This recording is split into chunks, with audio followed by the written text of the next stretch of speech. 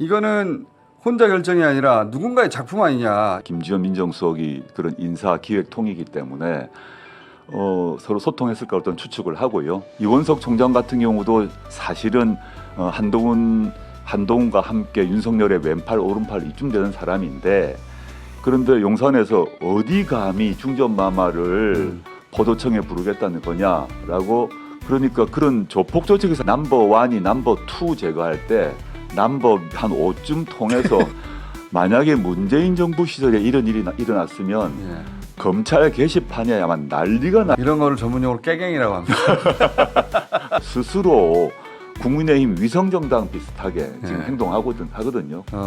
국민의힘조차 검찰 아래고 용산, 검찰, 국민의힘. 네. 그래서 여당은 검찰이 하고 있고 비해 물질이라 버렸다. 뭐.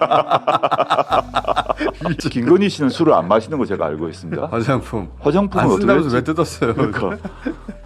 대통령 부인의 이제 디올백 사건을 이제 이렇게 정리한다 하고 정리해 버렸는데, 그 과정에서 검사가 불려가고 휴대폰 뺏기고 검찰총장도 패싱했는데, 그런데 검찰총장이 이거 감찰하겠다고 했더니 서울중앙지검장이 협조할 수 없다. 난 이 표현이 너무 웃기더라고요. 허수아비라 이거죠. 그러니까 당신 뭐야? 당신 곧 나갈 사람이. 그러니까 명령을 했는데 협조 부탁한다 아니잖아요. 그러니까 통상 뭐 검사동일체 원칙이라고 얘기를 하고 있고, 검찰 조직 내에서는 상명하복이 사실상의 거의 법에 가까운데, 검찰총장이 감찰 지시하는데 치받아 버리는 거고 협조할 수 없다. 그 말은 본인이 이제 서울중앙지검장이 나는 뒷배가 따로 있고 나는 용산과 바로 통하는 사이야. 당시 얼마 안 남았는데 왜 나한테 이래라 저래라 해? 라는 얘기를 공개적으로 보여줍니다. 그렇죠. 보통 그런 생각을 하더라도 그걸 공개적으로 못 하잖아요. 그래서 제가 들은 생각이 뭐냐면, 그 말을 공개적으로 뱉어버리냐 안 뱉어버리냐는 큰 차이가 있는데, 검찰 조직원이라면 누구나 검찰총장 끝났고 서울중앙지검장이 미래의 권력일 수도 있다라고 생각하겠지만, 서울중앙지검장 본인이 그걸 입 밖에 냈다는 건, 이거는 혼자 결정이 아니라 누군가의 작품 아니냐. 야, 뱉어. 이렇게 된 거 아니에요? 용산에서 뭐 민정수석실 통해서 아마 서로 협의가 됐을 거라고 보는데, 김지현 민정수석이 그런 인사기획통이기 때문에 서로 소통했을 까 어떤 추측을 하고요. 그 다음에 또 서울중앙지검장 입장에서는 자기가 차기 검찰총장을 노리는 수도 있습니다. 그래서 검찰 조직 전체에 내가 이제 진짜 다음 실세다. 왕이야라는 걸 밝히는 거 있고, 또 한편으로는 용산 측에 보내는 거죠. 용산 측에 제가 잘하겠습니다. 더 잘하겠습니다. 이원석 총장 같은 경우도 사실은 한동훈과 함께 윤석열의 왼팔 오른팔 이쯤 되는 사람인데, 이원석 총장이 뭐 김건희 씨를 구속하자고 제안했겠어요? 그게 아닙니다. 통상의 검찰 수사의 통상 실무에 따라 검찰청에 한 번은 불러야 됩니다. 잘 모셔서 부르고 난 뒤에 돌려보내드리겠습니다. 이 정도 얘기했을 겁니다. 그런데 용산에서 어디 감히 중전마마를 포도청에 부르겠다는 거냐라고 그때부터 완전히 화가 난 거죠. 그래서 부인이 화난 것 같아요. 당연하겠죠. 부인이 민정수석실에서는 한번 고려해 보십시오라고 의견 올렸을지도 모르는데, 김건희 씨가 아마 도저히 참을 수 없었을 것이고, 그러니까 그런 조폭 조직에서 항상 방법이 넘버 1이 넘버 2 제거할 때 넘버 한 5쯤 통해서 넘버 5가 넘버 2 제거하지 않습니까? 그런 방식이지 않고. 그런 방식이죠. 그래서 그냥 서울지검장이 대놓고 나서서 검찰총장 보고 당신 허수아비니까 입 닫고 있으라고, 이제 내가 알아서 할 테니까 조용히 은퇴하시죠.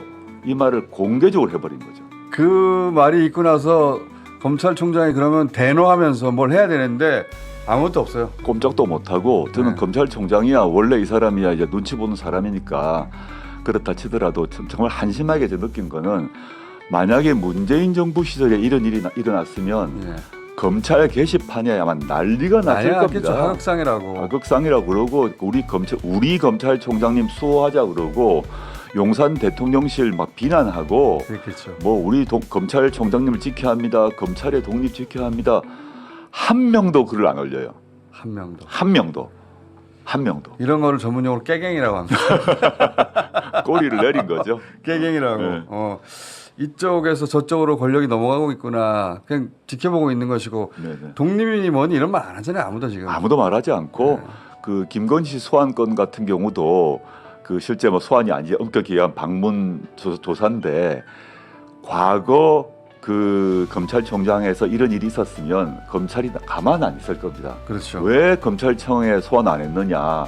왜 어찌 경호처 안으로 들어가서 예. 휴대전화 반납하고 굴욕적으로. 하냐? 예. 검찰 게시판에서 난리가 났을 건데 어느 한 명의 검사도 김건희 씨 소환 조사 방식에 대해서 문제를 제기하지 않잖아요. 깨갱. 깨갱인 거죠. 그러니까요.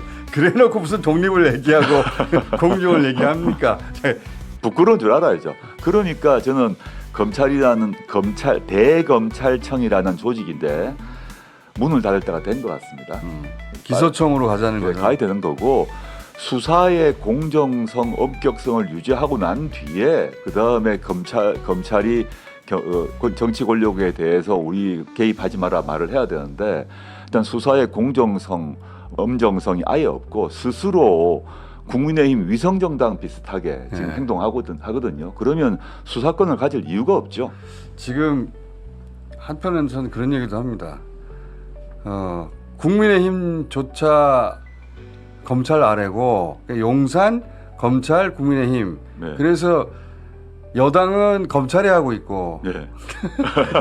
이렇게 표현하기도 하더라고요. 그렇군요. 그러니까 검찰이 일당이고 예. 국민의힘이 위성정당이네요.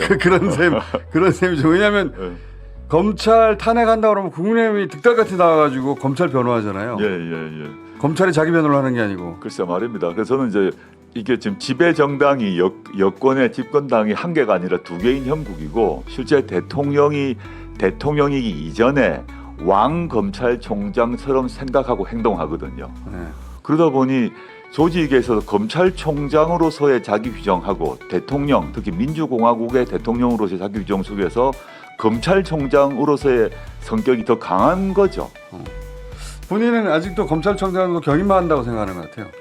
그렇죠. 그런 식으로 움직이는 것 같고. 자, 이 대통령 부인의 해명들은 어떻게 보셨어요? 깜빡했다거나 뭐 포장만 뜯었다, 뭐 위해 물질이라 버렸다, 뭐 위해 물질이라 버렸다. 양주가 위해 물질을 이게 신박한 해명이에요.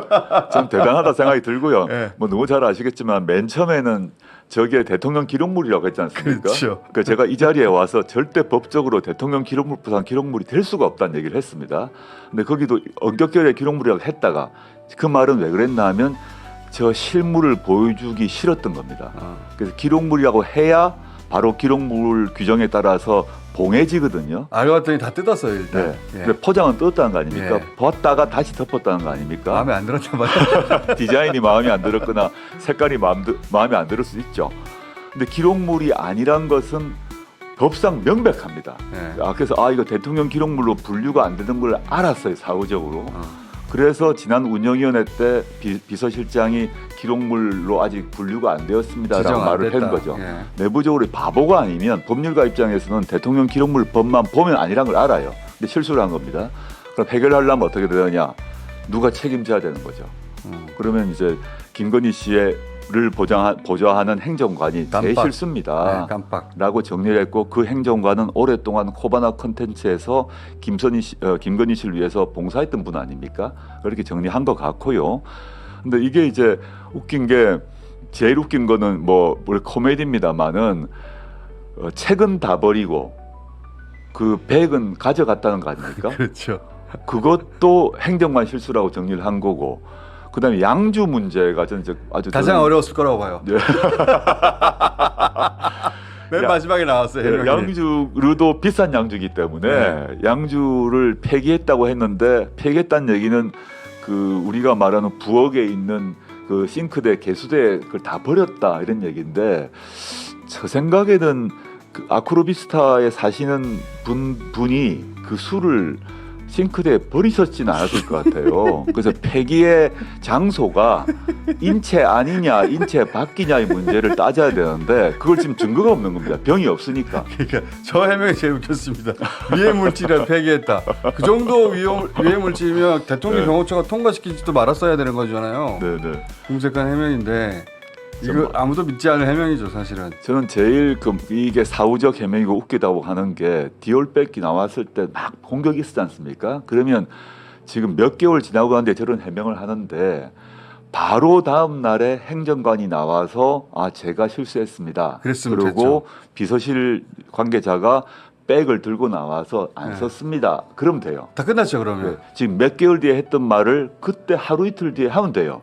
근데 하지 않다가 대통령 기록물이라고 했다가 국고 횡령이라고 했다가 말도 안 되는 얘기를 계속 하다가 이게 다 안 맞으니까 사후적으로 다 말을 맞춘 겁니다.